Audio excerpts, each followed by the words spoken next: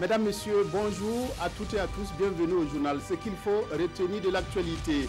Le jour tant attendu est enfin arrivé. L'ouverture du procès du coup d'État manqué du 16 septembre 2015. Accusés, témoins et une foule impressionnante d'observateurs se sont retrouvés ce matin dans la salle des banquets de Ouaga 2000. Le début du procès a été marqué par des batailles procédurières. Nous aurons un compte rendu de l'audience avec Zoubaviel David Dabiré qui est sur ce plateau. Une trêve humanitaire de 5 heures par jour décidée par les Syriens pour permettre aux civils de quitter la Ghouta orientale, enclave au port de Damas, bombardée depuis une semaine par l'aviation syrienne, bombardement qui aurait fait plus de 500 morts. Le procès du putsch manqué de septembre 2015 s'est ouvert ce matin dans la salle des banquets de Ouaga 2000. Un procès très attendu par tous les Burkinabés. Les deux généraux et leurs co-accusés étaient ce matin face au juge Sédou Ouedraogo. Et dès l'ouverture, l'on a assisté à des débats de procédure. De quoi donner le ton d'un procès hors norme qui s'annonce long et passionnant. Compte rendu, Zoubaviel David Dabiré. Il est 9h15 à la salle des banquets de Ouaga 2000. Le juge Sédou Ouedraogo et son conseiller font leur entrée. C'est le début de l'audience du putsch manqué de septembre 2015 sous une forte surveillance policière et devant un parterre de personnalités composées de chefs militaires, des membres du gouvernement et du directeur de cabinet de la présidence du Faso.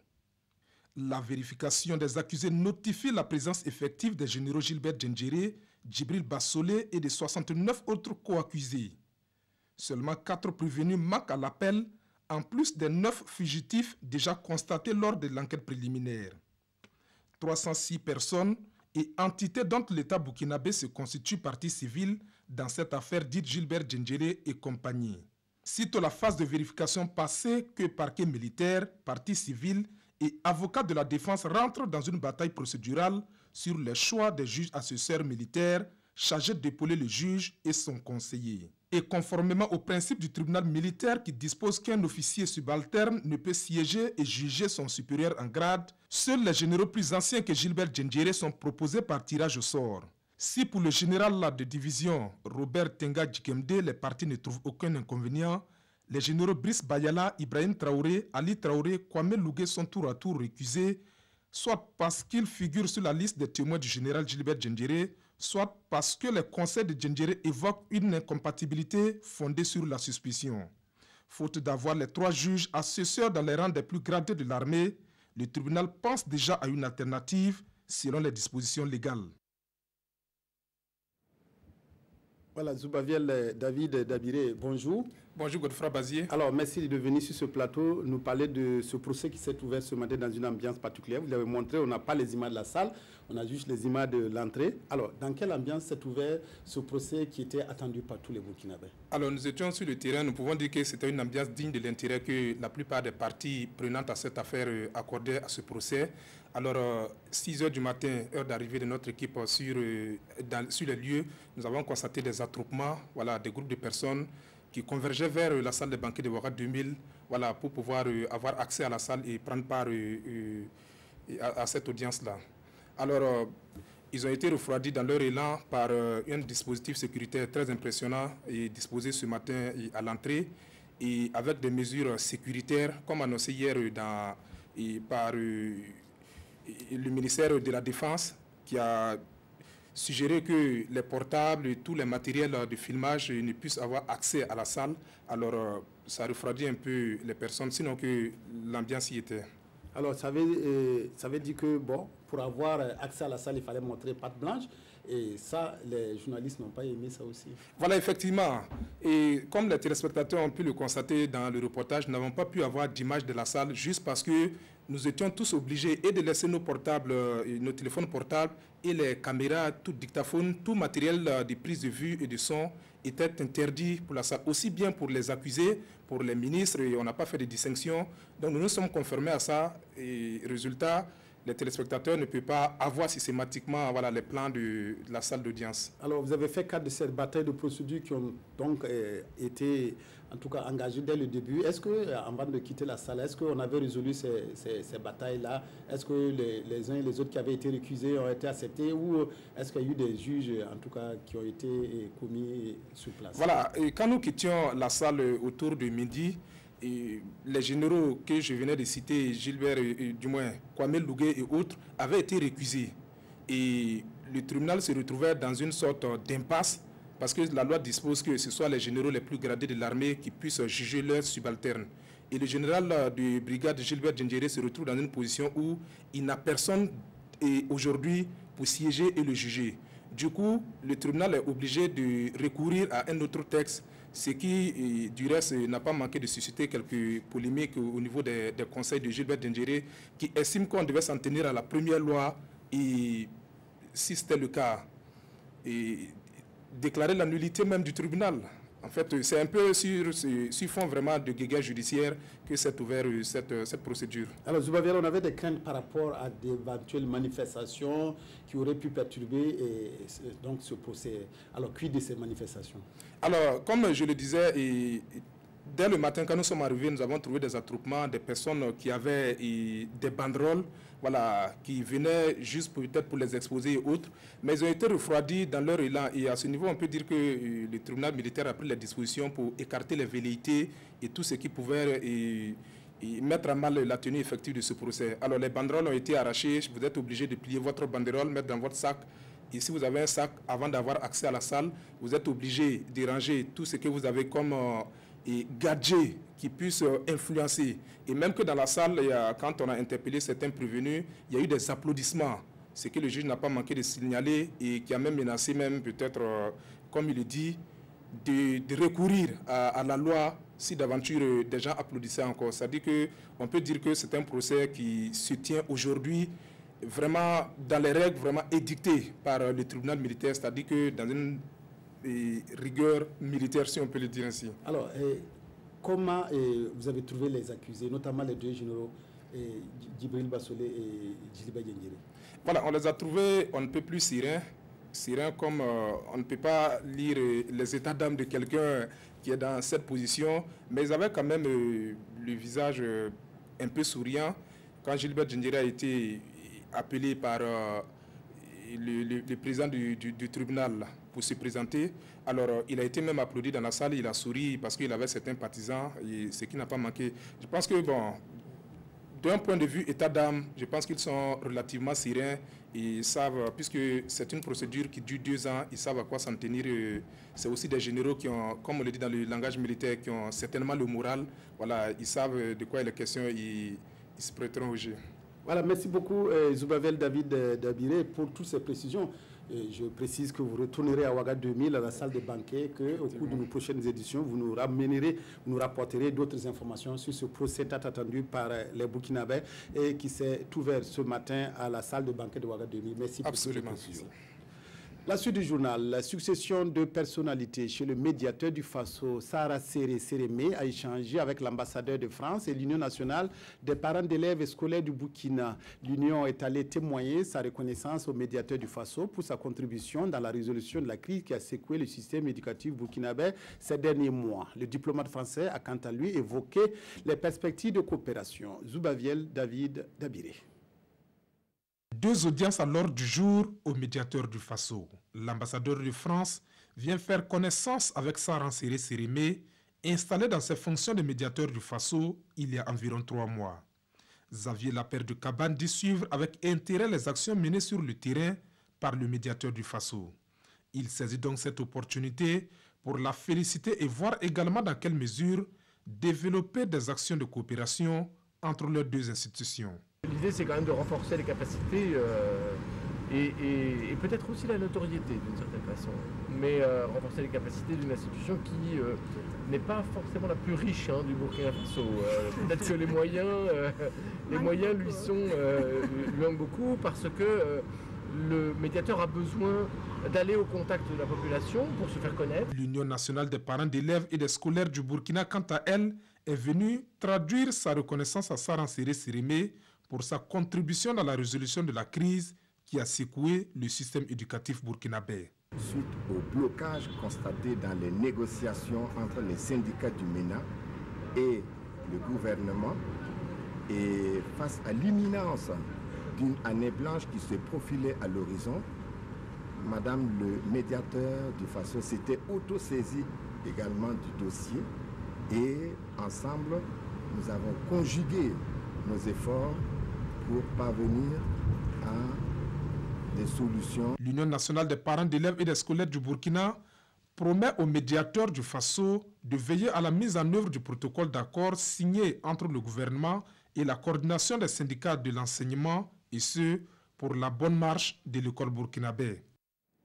Le ministre des Infrastructures a effectué hier une visite sur les routes réalisée dans le cadre du 11 décembre à Gawa et qui aurait été endommagée par la forte pluie du week-end dernier. Éric Bouma a fait le tour des infrastructures dégradées qui se résument à des bordures de goudron émoussées et fissurées. Une occasion pour le ministre Bouma d'interpeller les entreprises à parer à ces insuffisances avant la réception des ouvrages. Madou Ouedraogo, Dimitri Badini à Gawa. Au regard des dommages matériels causés par la pluie de vendredi à samedi dernier à Gawa, le ministre des Infrastructures est venu constater de visu l'ampleur des dégâts. Empruntant les différentes artères de la ville où l'on aperçoit ça et là des ponts bouchés, des bordures de goudron émoussées, le ministre rassure que ces dégâts n'affectent pas la chaussée et que les erreurs vont être corrigées. Je brûlais d'impatience de constater quand même ce qu'il y avait sur le terrain. Et je pense qu'on peut être rassuré d'abord nous-mêmes de constater que sur l'ensemble des linéaires que nous avons visités, aucune chaussée n'a été atteinte.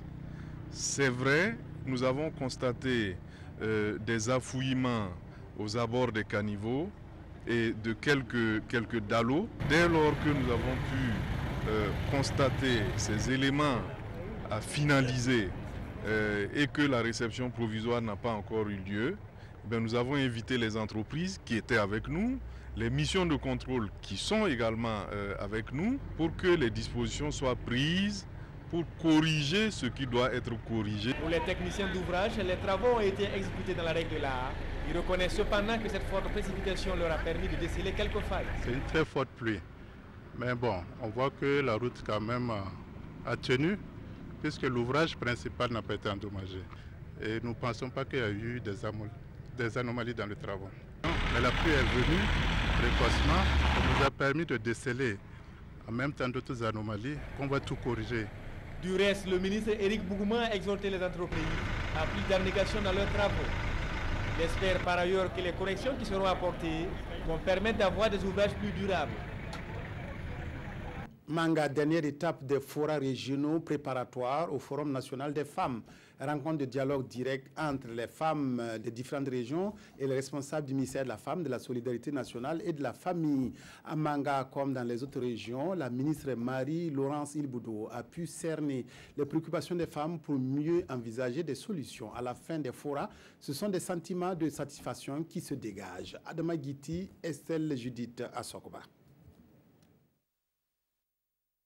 À Manga, le ministre de la Femme, de la Solidarité nationale et de la famille échange avec les femmes de la région du Centre-Sud.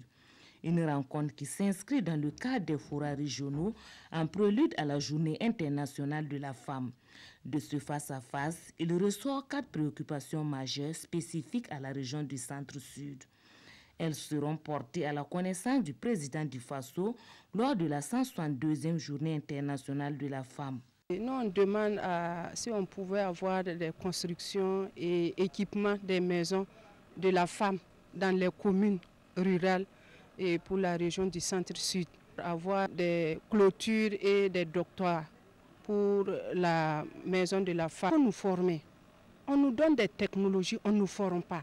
Donc ça y est, l'a posé et on ne peut pas l'utiliser. Déconcentrer les guichets pour les octrois de crédit et alléger les garanties. Une première rencontre qui a permis à Marie-Laurence Ilboudou-Marchal de mieux cerner leurs préoccupations et d'envisager des réponses adéquates.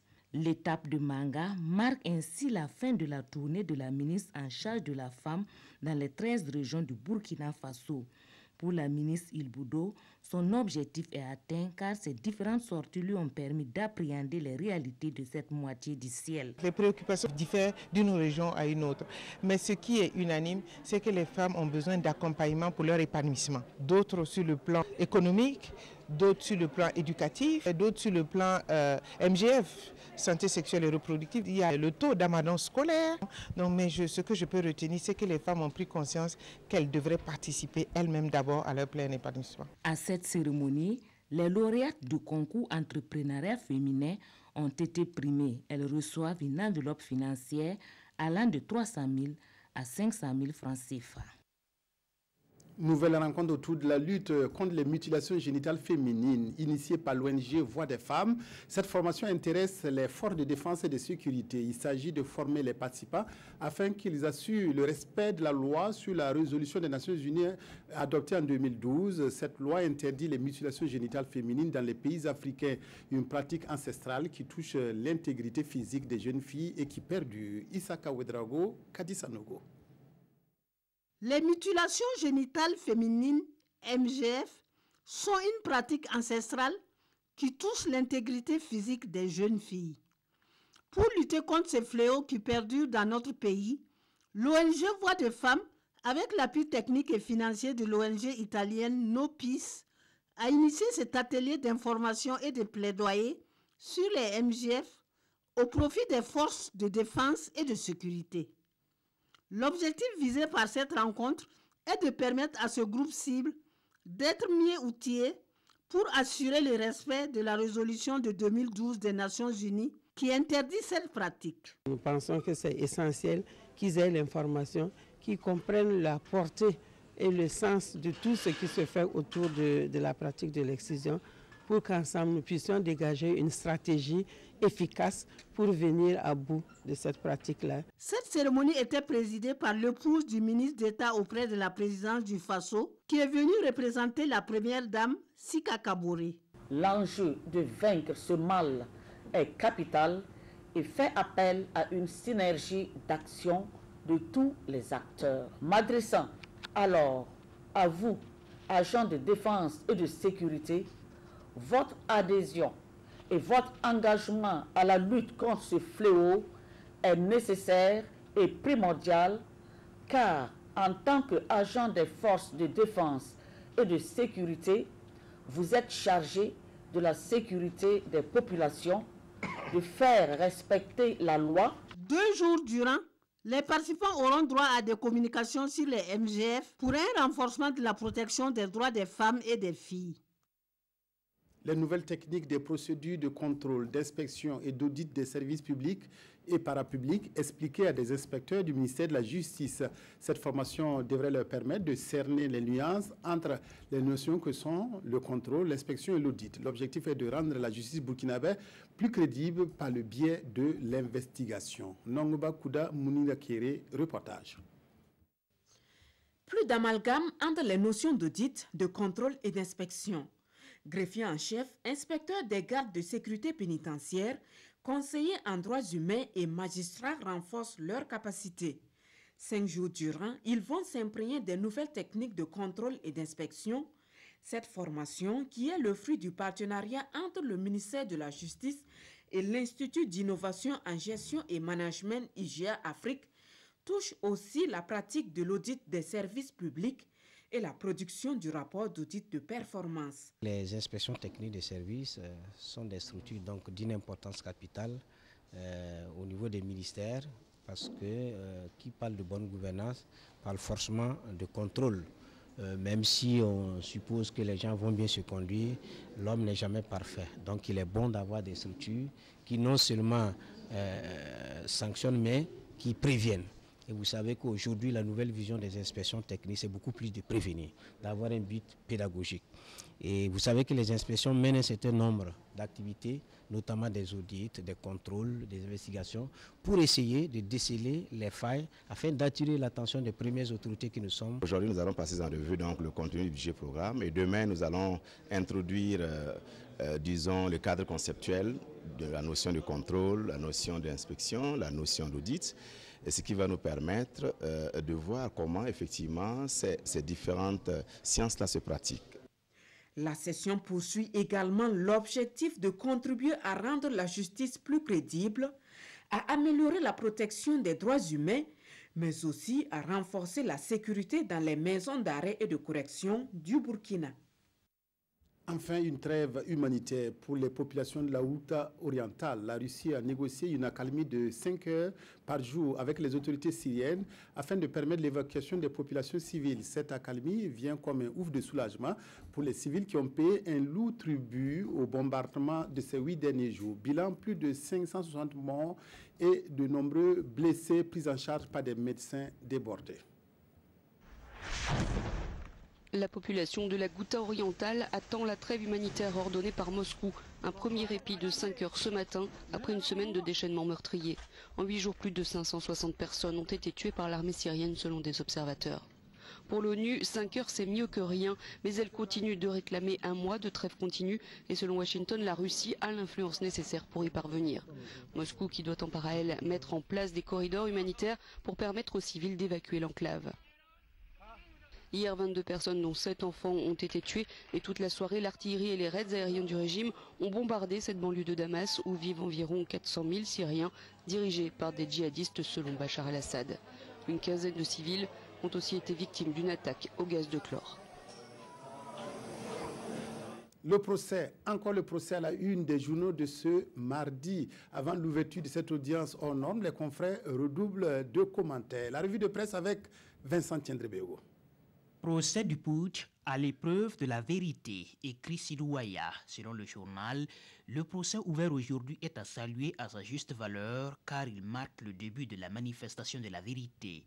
Vérité tant attendue des familles des victimes qui avaient manifesté à plusieurs reprises pour dénoncer les lenteurs de l'instruction du dossier. Reste à souhaiter que ce procès ne connaisse pas le cycle alterné d'ouverture-suspension à l'image du jugement des membres du dernier gouvernement de Blaise Compaoré. En tous les cas, conclut le journal, c'est un devoir pour la justice de répondre à la soif des justiciables.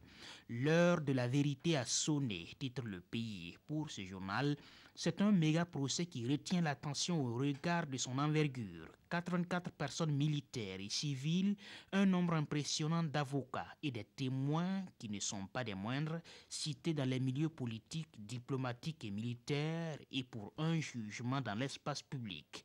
Et c'est pas rien, selon le journal, car c'est la preuve que le Burkinabé est en train de tourner la page des procès expéditifs dignes des états d'exception. Tous soulagés, note l'observateur Palga pour sa part. Soulagement pour le général Diendéré, ses 83 co-accusés qui pourront enfin s'expliquer sur les faits à eux reprochés. Soulagement pour les proches des victimes, morts et blessés qui, depuis plus de 2 ans, attendaient ce moment de vérité. Soulagement également pour la justice militaire, enfin sortie de la tumultueuse et laborieuse phase d'instruction. Et soulagement enfin pour l'opinion nationale, elle aussi, qui avait hâte de connaître le fin mot de cette affaire, à la fois claire et obscure. Claire parce que l'ex-chef d'état-major particulier de la présidence a assumé le coup d'état. Mais qui en est le commanditaire? Voilà qui est obscur. Pour aujourd'hui au Faso, beaucoup ne croyaient pas à la tenue effective de ce procès, estimant qu'il serait impossible de juger ses responsables sans éclabousser les princes du moment. Mais enfin, le carillon de la justice sonne et il est impératif que la lumière éclaire ce putsch de septembre 2015. Aux citoyens d'accepter les verdicts si tout se déroule dans les règles de l'art. Fin de cette édition, merci de l'avoir suivi. Excellent après-midi à toutes et à tous en compagnie de la RTV.